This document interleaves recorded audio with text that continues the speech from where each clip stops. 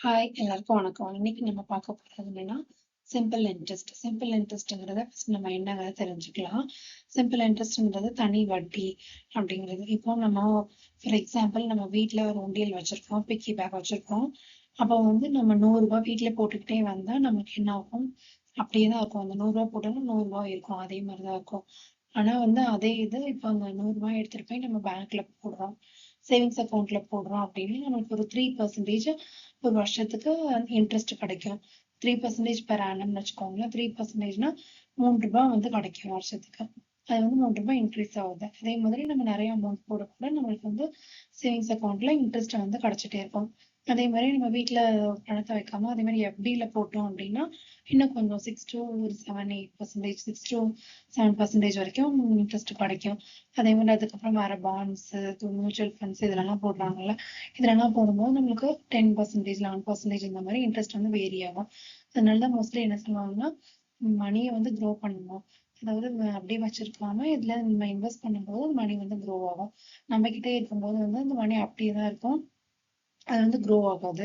அந்த மாதிரி யூஸ் பண்ணலாம் சிம்பிள் இன்ட்ரெஸ்ட்டை. அந்த மாதிரி புரிஞ்சுக்கலாம். அப்படி இல்லைன்னா நம்ம கடன் வாங்குறோம், ஒருத்தங்கிட்ட போய் ரூ. 100 கடன் வாங்குறோம்னா அது வந்து அவங்க சொல்றாங்க 1 இயருக்கு 2% வட்டி அப்படின்னு வந்து சொல்றாங்க. அப்போ ரூ. 100க்கு ரூ. 2 வட்டி அப்படின்னு சொல்லி கொடுத்துட்டு வந்துடுறோம் ஒரு மாசத்துக்கு. இந்த மாதிரி சிம்பிள் இன்ட்ரெஸ்ட்ங்கிறது ஓவராலா மொத்த அந்த அசலுக்கு நம்ம வட்டி கட்டிட்டே வருது. அதே இது காம்பவுண்ட் இன்ட்ரெஸ்ட்ங்கிறது வேற மாதிரி விழும். அது வந்து இன்ட்ரெஸ்ட்டுக்கு இன்ட்ரெஸ்ட் வந்துட்டே இருக்கும். அது நம்ம அந்த காம்பவுண்ட் இன்ட்ரெஸ்ட் வரும்போது பார்க்கலாம். தேங்க்யூ. இது வந்து ஓவராலா வந்து என்ன ஃபார்முலாஸ்லாம் இருக்கு அப்படின்றத பார்க்கலாம்.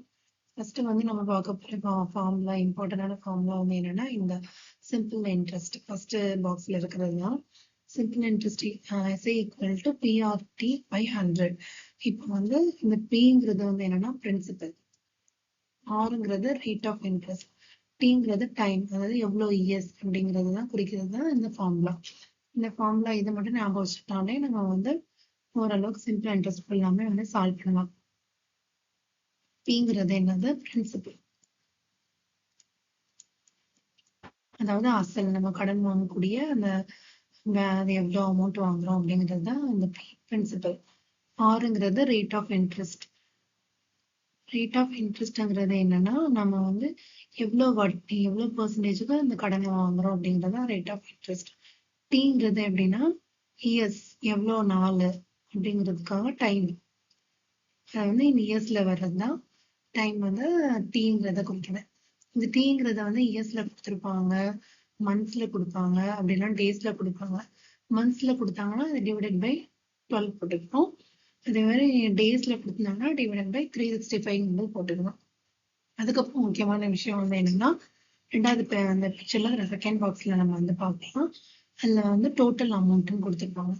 நம்மளுக்கு இப்போ கிடைச்சிருக்கிறது வந்து என்னன்னா சிம்பிள் இன்ட்ரெஸ்ட் மட்டும்தான். டோட்டல் அமௌண்ட்ங்கிறது என்னன்னா இந்த பிரின்சிபல் பிளஸ் சிம்பிள் இன்ட்ரெஸ்ட் ரெண்டும் சேர்ந்தது தான் டோட்டல் அமௌண்ட். அதை வந்து அதுதான் இங்க கொடுத்துருக்காங்க.